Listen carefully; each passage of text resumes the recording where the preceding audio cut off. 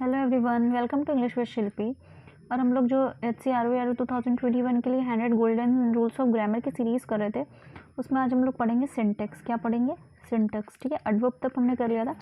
Actually syntax मैं इसलिए पढ़ा रही हूँ क्योंकि जो पेपर में HCRO में जो सिंटेक्स से बहुत क्वेश्चन, जितने भी एरर वगैरह के क्वेश्चन आते हैं मेनली सबसे ज़्यादा वो सिंटेक्स से आते हैं। ठीक है, सिंटेक्स से बहुत क्वेश्चन बनते हैं, इसीलिए मैं पहले सिंटेक्स पढ़ा रही हूँ। तो सबसे पहले देखिए सिंटेक्स क्या होता है। सिंटेक्स का अर्थ होता है, जो सिंटेक्स का मतलब ये होता है सब्जेक्ट तथा वर्ब के बीच जो एग्रीमेंट होता है। ये मतलब जिस हिसाब से हम सब्जेक्ट के हिसाब से वर्ब लगाते हैं उसी को बोलते हैं सिंटेक्स। की जो सब्जेक्ट वर्ब एग्रीमेंट होता है वही होता है हमारा सिंटेक्स। ठीक है, सब्जेक्ट तथा वर्ब के एग्रीमेंट से क्या मतलब है? सब्जेक्ट तथा वर्ब के एग्रीमेंट से ये मतलब है कि सब्जेक्ट और उसके वचन, यानी कि अगर सब्जेक्ट हमारा सिंगलर है तो हमारा वर्ब भी सिंगलर, सब्जेक्ट हमारा प्लूरल है तो उसका वर्ब भी प्लूरल। यही होता है सब्जेक्ट वर्ब एग्रीमेंट के सब्जेक्ट के हिसाब से वर्ब लगाना। और HCRO में आप ये समझ लीजिए एरर जो भी बनती है, जितनी भी एरर के क्वेश्चन आते हैं वो मोस्टली एरर हो या फिर फिलिंग वाले हो, वो मोस्टली सिंटेक्स पे ही आते हैं। ठीक है, इतना आपके बाकी चीज़ से नहीं आते हैं जितने कि आपके सिंटेक्स से आते हैं, इसलिए मैं सिंटेक्स पहले करा रही हूँ। ठीक है, वर्ब में भी जो क्वेश्चंस बनते हैं वो सारे सिंटेक्स से ही बनते हैं। ठीक, तो अब देखिए समझिए, एग्जाम्पल समझिए। सबसे पहले जैसे लिखा है राम।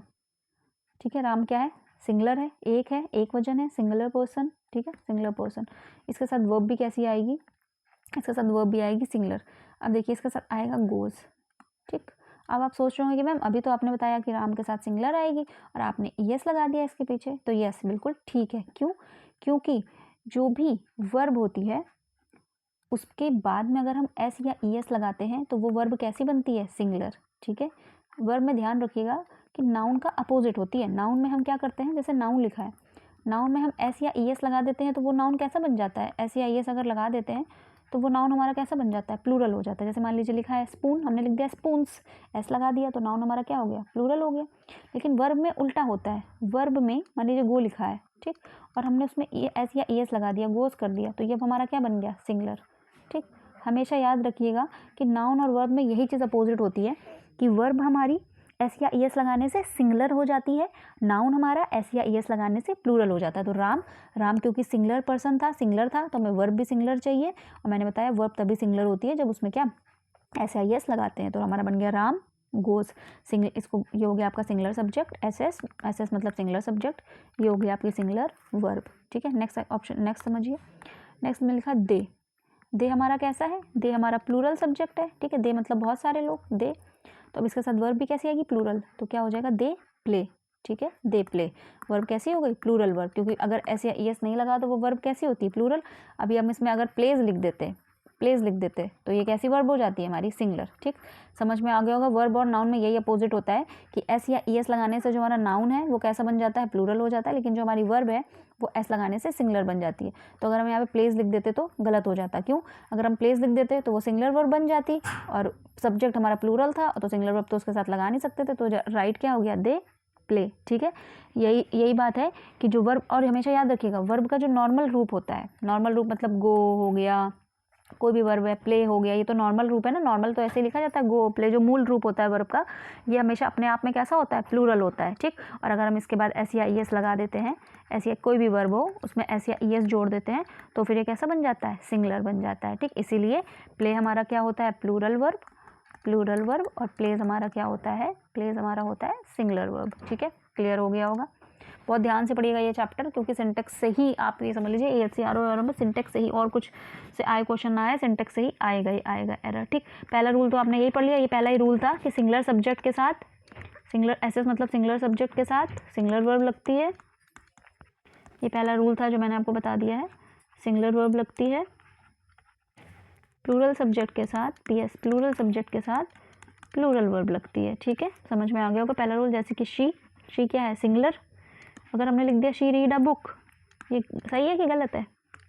ये हमारा गलत है। क्यों गलत है? शी कैसा है आपका? सिंगलर सब्जेक्ट है, एक लड़की की बात हो रही है, शी की बात हो रही है। रीड कैसी है? प्लूरल वर्ब है। अभी मैंने बताया अगर वर्ब में S या ES नहीं लगाते हैं तो वो प्लूरल फॉर्म में रहती है।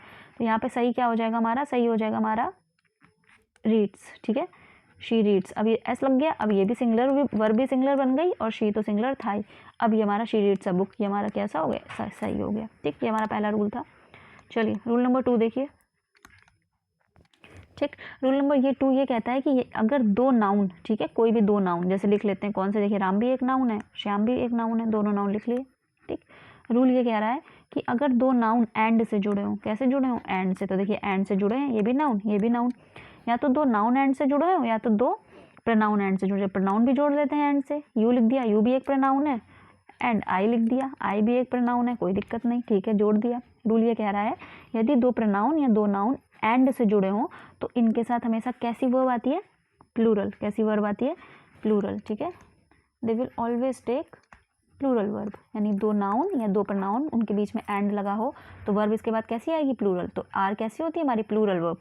तो यहाँ पे आर फ्रेंड्स होगा, ना कि इस फ्रेंड्स। पेपर में क्या लिख के आ जाता है, पेपर में वो आपको लिख के दे देगा इस फ्रेंड्स, तो ये आपका क्या हो जाएगा, गलत। सही क्या हो गई, आर। क्यों, क्योंकि रूल के हिसाब से अगर दो नाउन एंड से जुड़े होते हैं तो उसके बाद हमेशा प्लूरल वर्ब आती है। इसी तरह दो प्रनाउन अगर एंड से जुड़े होते हैं तो इसके बाद भी यहाँ पर आपको लिख के दे देगा U N M, I solving, ऐसे लिख देता है एग्जामिनर, पेपर में ऐसे दे देता है कि you and I am solving the problem, ठीक है, एम सॉल्विंग द प्रॉब्लम। अब आपको लगेगा सही तो है, एम के आई के बाद एम आता है, सही है, लेकिन no, this is wrong. Correct क्या हो जाएगा, you and I are solving the problem, ये आपका हो जाएगा सही, ठीक है। तो दूसरा रूल भी समझ में आ गया होगा कि अगर कहीं भी दो नाउन या दो प्रनाउन एंड से जुड़े होते हैं तो उनके बाद हमेशा प्लूरल वर्ब आती है। अच्छा, एक चीज़ और देखिए, लेकिन एंड से जुड़ने के बाद भी अगर वो किसी एक ही चीज़ के बारे में बात कर रहे हो, ठीक, मान लीजिए दो नाउन जैसे लिखते हैं ब्रेड एंड बटर, ठीक है, ये एक्सेप्शन है, इसको नोट करिए, नोट करके डालिए, इसी रूल का एक्सेप्शन है कि मान लीजिए कि दो कोई भी नाउन या प्रनाउन एंड से भी जुड़े हैं, ठीक है, ऐसे भी मैंने बताया एंड से तो जुड़े हैं, लेकिन उन दोनों का मतलब एक ही निकल रहा हो। जैसे लिख दिया ब्रेड एंड बटर, ठीक, bread and butter is my favourite food, is my favourite food, ठीक है, मान लीजिए ये लिख दिया मैंने। अब क्या हुआ, एंड से जुड़ा, ब्रेड भी नाउन है और बटर भी नाउन है, और दोनों जुड़े किससे, एंड से जुड़े हैं, ठीक। लेकिन एंड से जुड़ने के बावजूद ये लोग एक ही वस्तु का बोध कराते हैं, ब्रेड एंड बटर एक ही साथ खाया जाता है, ब्रेड एंड बटर लगा के। तो जब ये एक ही चीज़ का बोध कराते हैं, वो बोल रहा है कि ब्रेड और बटर, यानी ब्रेड में बटर लगा के, तो ब्रेड के ऊपर बटर लग गई, एक ही चीज़ है ये, तो वो ये बोल रहा है कि ब्रेड और बटर लगा, बटर मतलब एक ही चीज़ का बोध करा रहे हैं, ठीक। तो वो क्या बोल रहा है कि जब भी रूल ये बोलता है, ये रूल ये कहता है कि जब भी कोई दो चीज़ें एक ही चीज़ का बोध कराएं, भले एंड लगाओ, एक ही चीज़ का बोध कराएं, तो उसमें हमेशा इज आता है, तो फिर वहाँ पे सिंगुलर वर्ब आएगी, प्लूरल वर्ब नहीं आएगी। कब ऐसा कब होगा, जब दो या दो नाउन या प्रोनाउन जब एक एंड से जुड़े हों, लेकिन वो एक ही व्यक्ति या एक ही वस्तु का बोध कराएं, तो हमारा होता है क्या, तो हमारा होता है वहाँ पे सिंगुलर वर्ब। जैसे देखिए इसमें अगर लिख दिया राइस एंड करी, ये भी एक साथ आता है कि राइस एंड करी इज़ माय फेवरेट फूड, मान लीजिए ये लिख देता राइस एंड करी, तो भी देखिए एंड से जुड़ा, एंड था ये, ठीक है, राइस एंड करी एंड से जुड़ा है, लेकिन तब भी इज़ आया, क्यों, क्योंकि दोनों एक ही चीज़ का बोध करा रहे हैं, ठीक है। तो यही है कि जब कोई दो नाउन एंड से जुड़े हों और एक ही चीज़ का बोध करें, ये इसका एक्सेप्शन है, तो हमेशा इज़ आता है, अदरवाइज हमेशा आर आता है, ठीक है। ये हो गया आपका रूल नंबर 2। अब देखिए आप रूल नंबर 3 देखिए क्या कह रहा है। रूल नंबर 3 ये कहता है कि ईच या एवरी का प्रयोग किसी भी तरह से किया जाए, ठीक है, ईच या एवरी का प्रयोग किसी भी तरह से किया जाए, इसके साथ हमेशा सिंगुलर वर्ब का प्रयोग होता है। किसका, सिंगुलर वर्ब का। जैसे देखिए ईच एंड एवरी, ठीक है, माना each student and each teacher, ठीक है, एंड भी लगा दिया हमने और ईच स्टूडेंट भी, एंड दो नाउन जोड़ दिए हमने, टीचर और स्टूडेंट एंड से, लेकिन हमने दोनों के आगे क्या लगा दिया, ईच लगा दिया, और पेपर में लिख देगा आर लेजी, ये आपका क्या हो जाएगा, गलत, ठीक है। अगर ईच लगा मिल गया तो यानी कि आर नहीं, हमेशा क्या आएगा, सिंगुलर वर्ब आएगी, ठीक है। तो इसका सही क्या हो जाएगा, each student and each teacher is lazy, ठीक है, क्या आ जाएगा, इज, यानी कि ईच या एवरी का प्रयोग हमें कैसे भी किया जाए, हमेशा उनके साथ सिंगुलर वर्ब आती है, किसी भी तरह से किया जाए हमेशा सिंगुलर वर्ब का यूज होता है। इसी तरह एक ऑप्शन और समझ लीजिए, अच्छे से क्लियर हो जाएगा। मान लीजिए लिखा है each and every women have come, यहाँ भी क्या हो जाएगा, ईच एंड एवरी लग गया, वुमेन लग गया, हैव नहीं होगा, क्या होगा, हैज़, क्योंकि अगर ईच एंड एवरी आ गया बाकी का ऐसे ही रहेगा, ठीक। अगर ईच एंड एवरी आ गया तो हमेशा क्या आएगा, इसमें हैज़ आएगा, ठीक। एक और एग्जांपल देख लीजिए, मान लीजिए लिखा है each of the 6 boys are dull. फिर देखिए वही बात मैंने बताया, ईच या एवरी का उपयोग कैसे भी किया जाए, इनके साथ हमेशा और हमेशा क्या आता है, इनके साथ हमेशा और हमेशा सिंगुलर वर्ब आती है। ठीक, तो यहाँ पे भी क्या हो जाएगा, वही हो जाएगा फिर से, ईच ऑफ द 6 बॉयज़। अब ये बॉयज़ देखिए, ये मत सोचिए यहाँ पे बॉयज़ लिखा है प्लूरल तो आर लग गया, ना ना, हमेशा जो वर्ब आती है वो ऑफ के पहले वाले, ऑफ के पहले क्या आया, ईच, तो ईच के हिसाब से आएगी, तो यहाँ पर क्या हो जाएगा, इज आ जाएगा। ठीक, ऑफ के पहले से वर्ब देखी जाती, ईज हो गया। क्लियर हो गया होगा बहुत अच्छे से। ठीक, नेक्स्ट रूल देखिए, ये था rule number 3।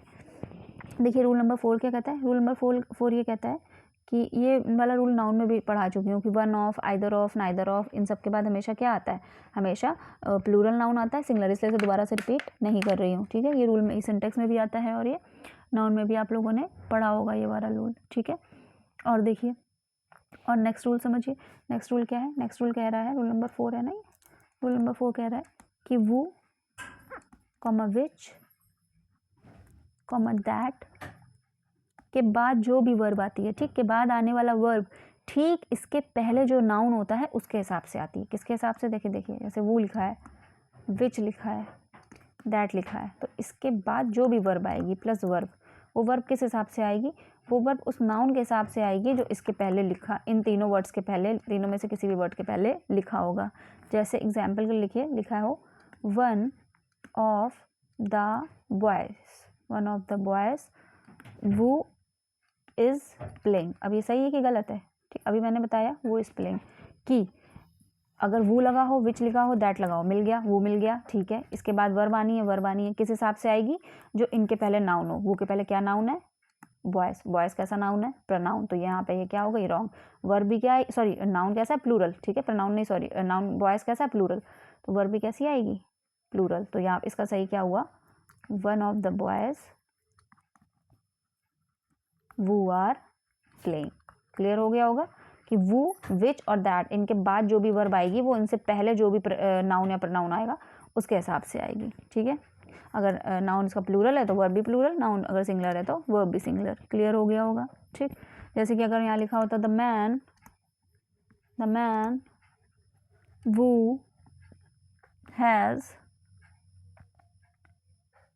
stolen my purse is very poor।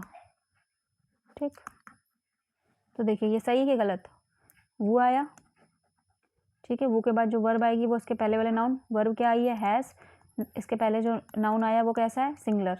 ठीक है, और वर्ब भी, नाउन भी सिंगुलर, वर्ब भी सिंगुलर, हैज़ आ गया, हैव प्लूरल होती है, हैज़ सिंगुलर, ये वाला सेंटेंस कैसे है, सही है। ठीक है, तो यानी कि वो, विच, दैट, इनके पहले जो नाउन आएगा अगर वो सिंगुलर होगा तो वर्ब भी सिंगुलर होगी, वो प्लूरल होगा तो वर्ब भी प्लूरल होगी। इसी तरह मान लीजिए लिखा है कि द मैन वो इज़ हेयर, तो सही है, द मैन वो आर हेयर लिख देंगे, वो आर हेयर तो गलत हो जाएगा, मैन सिंगुलर तो वर्ब भी सिंगुलर। ठीक, एक और इम्पॉर्टेंट रूल समझिए, अगर, ये बहुत इंपॉर्टेंट रूल है, पेपर में बहुत ज़्यादा पूछा जाता है, इसको अलग से बताती हूँ, इसको वेरी इंपॉर्टेंट लिख के नोट करिएगा, वेरी इंपॉर्टेंट। ठीक, अगर दो नाउन या दो प्रनाउन विथ, किन किन चीज़ों से ध्यान रखिएगा, पहले विथ लिखा हो, टुगेदर विथ लिखा हो, और एज वेल एज लिखा हो, एज वेल एज लिखा हो, या अलॉन्ग विथ लिखा हो।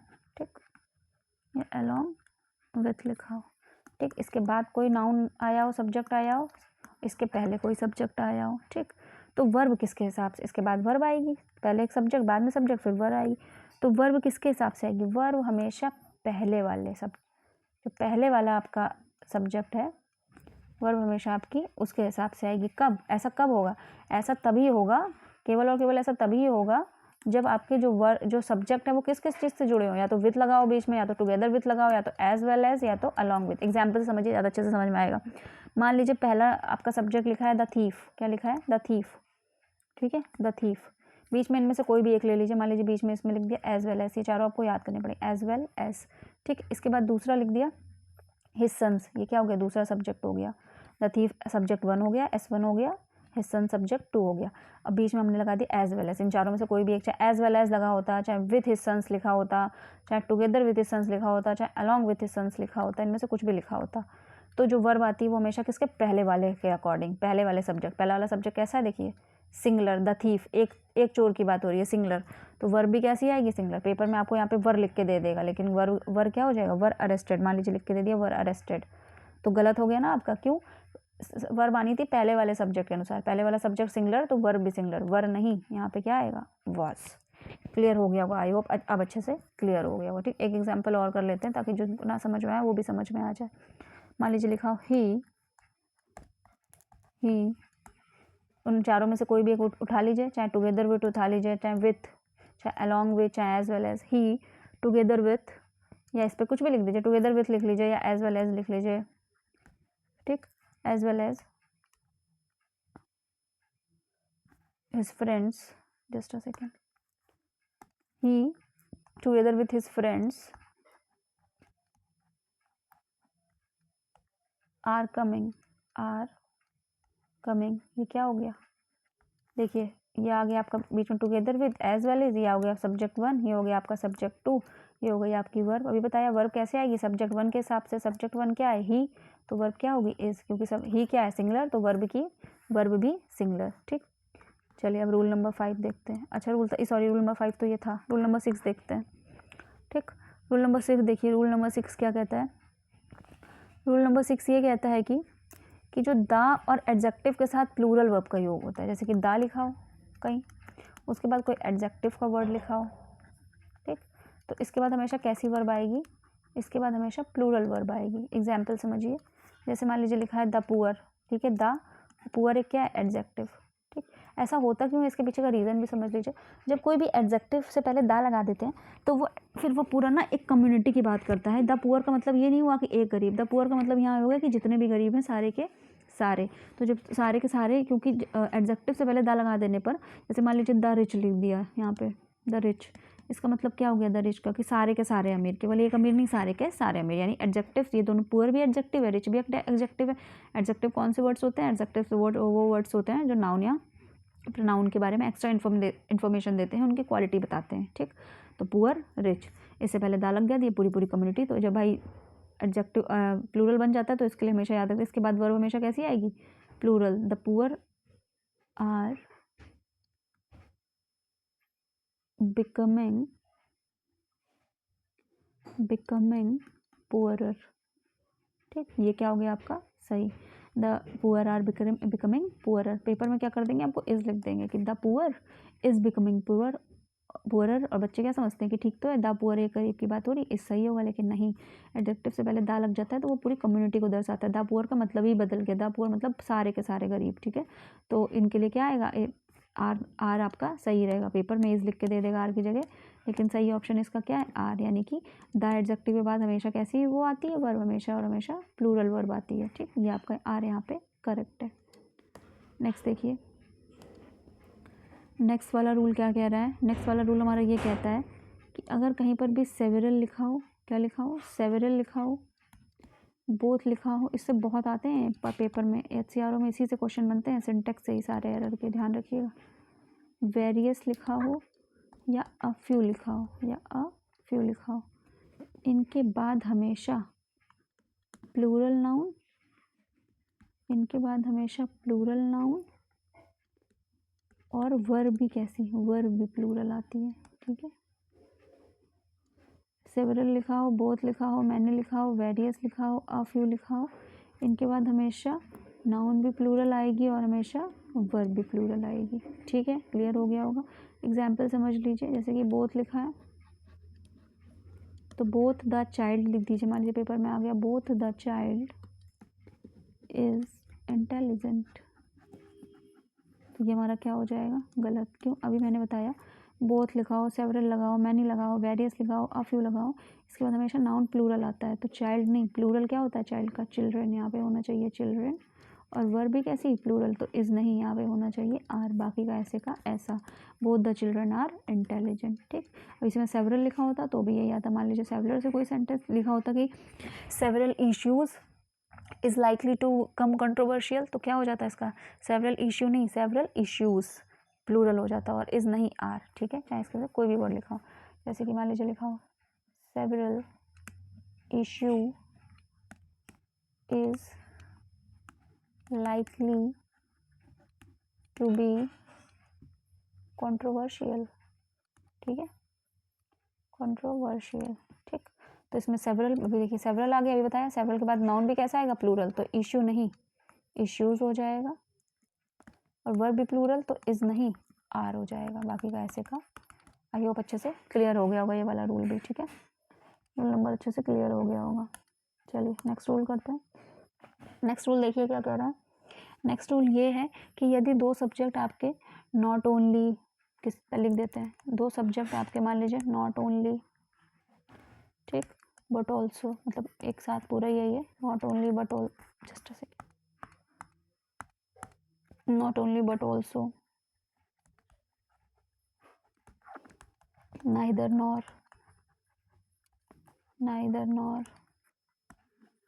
either or, either or, इन सब से जुड़े हों तो वर्ब हमेशा कौन सी वाली आती है, वर्ब हमेशा अपने नज़दीक वाले सब्जेक्ट, नज़दीक वाले सब्जेक्ट का मतलब वर्ब हमेशा किसके आएगी, सेकंड वाले सब्जेक्ट के। जैसे मान लीजिए लिखा है neither you nor I are willing to do it, ठीक है, ना तो तुम ये काम करना चाह रहे हो ना तो मैं, वर्ब कहाँ आई, आर, या इस जगह वर्ब है, तो जब भी not only but also, neither nor और आइदर और, ठीक है, इनसे जुड़ा होता है कोई भी हमारा सब्जेक्ट, तो हमेशा जो वर्ब आती है वो अपने पास वाले सब्जेक्ट, पास में वर्ब के क्या है, देखो यू पास में है कि आई पास में है, आई पास में है ना, तो वर्ब भी हमारा कैसे आएगी, आई के हिसाब से, आई के साथ क्या लगता है, नाइदर यू ऐसे कैसा रहेगा और ऐसा रहेगा, आई के यहाँ पर क्या आ जाएगा, एम, बाकी सब वैसे का वैसा रहेगा, neither you or I am willing to do it, यानी वर्ब हमेशा वो आएगी जो उसके साथ सब्जेक्ट होगा। एक और एग्जाम्पल समझते, मान लीजिए यहाँ लिखा हो either you or he have to do it, ठीक है, फिर वही नाइदर नॉर, मैंने बोला या तो आइदर और, तो भी देखिए वर्ब हमेशा क्या है आपकी, हैव है, हैव के पास क्या है आपका ही, तो यहाँ पे वर्ब किसके हिसाब से आएगी, ही, बाकी का ऐसा ऐसा रहेगा, ही आपका कैसा, ही आपका सिंगलर है, कैसा है, सिंगलर, ठीक, तो वर्ब भी हमारी यहाँ पे ही के हिसाब से क्या हो जाएगी, हैज़, ये आपका रॉन्ग हो जाएगा, हैज़ आपका सही हो जाएगा। यानी क्या समझा, यानी अगर कहीं भी इससे समझ में क्या आया, साफ साफ ये समझ में आया कि कहीं भी नॉट ओनली बट ऑल्सो लिखा हो, नाइदर नॉर लिखा हो, आइदर और नॉट और लिखा हो, तो जो हमेशा वर्ब आती है वो हमेशा सेकंड वाले सब्जेक्ट, पहला सब्जेक्ट नहीं, हमेशा सेकंड वाले सब्जेक्ट के हिसाब से आती है, ठीक। इनको छोड़ के बाकी कुछ भी हो, इससे पहले हम लोगों ने पढ़ा हुआ था as well as, along with, together with, और भी बहुत सारे सेंटेंस जो भी होते हैं उनमें हमेशा वर्ब कैसे आती है, आगे वाले के हिसाब से आती है। इन तीनों में हमेशा वर्ब कैसे आती है, बाद वाले के हिसाब से आती है, ठीक है, ये रूल है। चलिए अब इसके कुछ एग्जाम्पल्स कर लेते हैं, ठीक है, क्योंकि सिंटेक्स के एग्जाम्पल कराना बहुत ज़रूरी है, क्योंकि पेपर में आप वरना कर नहीं पाएंगे, क्योंकि सिंटेक्स से बहुत आता है पेपर में, ठीक है। एग्जाम्पल्स करा देते हैं। देखिए पहला एरर मान लीजिए लिखा है one of my best friend is both a novelist and a poet, ठीक है। देखिए वन ऑफ, अभी मैंने बताया नाउन में भी रूल पढ़ाया हुआ है, वन ऑफ के बाद हमेशा क्या होता है, one of my best friend, ठीक है, वन ऑफ के बाद जो भी हमेशा नाउन आता है वो हमेशा कैसे आएगा, प्लूरल आएगा, ठीक है, प्लूरल सब्जेक्ट आएगा, तो one of my best friend नहीं, यानी कि मेरे बेस्ट फ्रेंड्स में से एक, तो इसका करेक्ट क्या हो जाएगा, बेस्ट फ्रेंड नहीं, यहाँ पे होगा आपका बेस्ट फ्रेंड्स, ठीक है। और इस यहाँ पर सही है, इस बिल्कुल सही है, क्योंकि बेस्ट फ्रेंड्स में से एक की बात हो रही है, तो इस तो सही है, लेकिन एरर कहाँ पे है, बेस्ट फ्रेंड में, यहाँ पे बेस्ट फ्रेंड्स होगा, क्योंकि one of my best friends, कि मेरे बहुत सारे बेस्ट फ्रेंड्स में जो एक है वो हमारा क्या है, वो मेरा जो दोस्त है वो नॉवेलिस्ट भी है और पोएट भी है, ठीक। तो ये हो गया आपका पहला एरर। दूसरा देखिए अभी पढ़ाया है सेवरल का rule, several persons has died, ठीक, बहुत लोग मर गया, खत्म हो गए। अभी बताया सेवरल हो, बोथ हो, या इन सब के साथ बात हमेशा क्या आती है, नाउन भी प्लूरल और वर्ब भी प्लूरल, तो वर्ब यहाँ पे क्या हो जाएगी, हैव हो जाएगी, ठीक, क्लियर हो गया। वो इसी तरह के पेपर में क्वेश्चन बनते हैं, बस बहुत ज़्यादा कोई खास क्वेश्चन नहीं आते हैं, इसी तरह के। एक नाइदर नॉर वाला कर लेते हैं, अभी किया है, नाइदर नॉर का रूल सीखा है अभी, नाइदर नॉर, आइदर और, नॉट ओनली बट ऑल्सो, इन सब में भी हमने सीखा कि जो वर्ब आएगी वो हमेशा किसके हिसाब से आएगी, बाद वाले सब्जेक्ट के हिसाब से, ठीक। Neither the size nor the colour of the gloves are right. ठीक, तो ना ही तो ग्लव्स का साइज राइट है, ना ही तो कलर। अभी मैंने बताया आइदर और, neither nor, not only but also, इनके साथ जो वर्ब आती है हमेशा बाद वाले सब्जेक्ट। बाद वाला सब्जेक्ट क्या है हमारा? Neither the size nor the colour of the gloves. ठीक है, तो यहाँ पर क्या हो जाएगा? इज। ठीक है, क्या हो जाएगा? इज। समझ में आ गया होगा बहुत अच्छे से। इसके हुआ क्योंकि बाद वाला सब्जेक्ट हमारा क्या है? The colour. ठीक, पहला क्या है? द साइज, और दूसरा क्या? The colour. ठीक, कलर हमेशा कैसा है? सिंगुलर, इसलिए वर्ब भी कैसी आएगी? सिंगुलर, क्योंकि मैंने बताया बाद वाले सब्जेक्ट, बाद वाले के हिसाब से ही वर्ब आती है। एक रूल और देख लीजिए। अच्छा, एक रूल और है जो पेपर में बहुत पूछा जाता है, ये वाला, ये आता ही है पेपर में, ये बता देती हूँ इसी के साथ। ये पढ़ाया तो नहीं है सिंटेक्स में मैंने, लेकिन यहाँ पे बता देती हूँ। If I was you I could have told the manager about this. ठीक है, अगर मैं तुम्हारी जगह, जो तुम हो वो मैं होती, तो इसके बारे में मैं मैनेजर को बता देती। ठीक, कुछ नहीं, इसमें केवल एक बहुत सिंपल से रूल है, कभी भी इफ़ आई लिखाओ। ठीक है, इफ़ आई, और किसी चीज़ की कल्पना की जा रही है कि अगर मैं होती तुम्हारी जगह, इफ़ आई, मैं चिड़िया, मान लीजिए लिखा होता if I was a bird, यहाँ पे लिखा होता if I was a king लिखा होता, तो हमेशा आई के साथ वर आता है। रूल ये है बस, और कुछ नहीं। बहुत आता है, बहुत बहुत इंपॉर्टेंट रूल है, पेपर में, हर पेपर में पूछा जाता है। वेरी वेरी मोस्ट इंपॉर्टेंट, कि लिख के आ जाएगा if I am you, if I was you, या इफ़ आई एम किंग, या इफ़ आई वॉज किंग, कुछ नहीं, केवल इसमें आता है were. If I were a king, if I were you, if I were her. ठीक है, तो हमेशा हमें याद रखिएगा, इस केस में हमेशा आई के साथ वर आता है। क्या आता है? हमेशा आई के साथ वर आता है। ठीक, समझ में आपको आ गया होगा बहुत अच्छे से। सारे रूल, नाइदर नॉर वाला हो गया, सेवरल हो गया, सबके एक मैंने इसलिए एग्जाम्पल, एज वेल एज वाले भी हो गए, ब्रेड एंड बटर वाला करा ही दिया था अच्छे से। आई होप आपको सारे समझ में आ गए होंगे। ठीक है, चलिए ठीक है। सिंटेक्स बहुत इंपॉर्टेंट है, बहुत ध्यान से समझिएगा, बहुत ध्यान से याद रखिएगा। सारे रूल एक बार अच्छे से रिवाइज कर लीजिएगा। अच्छे रूल थे सारे, पेपर में से बहुत क्वेश्चन बनते हैं। ठीक है, आई होप कि अच्छे से क्लियर हो गया होगा आपको सिंटेक्स। ये भी क्लियर हो गया होगा आपको कि प्लूरल वर्ब क्या होती है, सिंगुलर वर्ब क्या होती है, सारा सब कुछ इसको बहुत अच्छे से रिवाइज कर लीजिए। Okay, thanks for watching.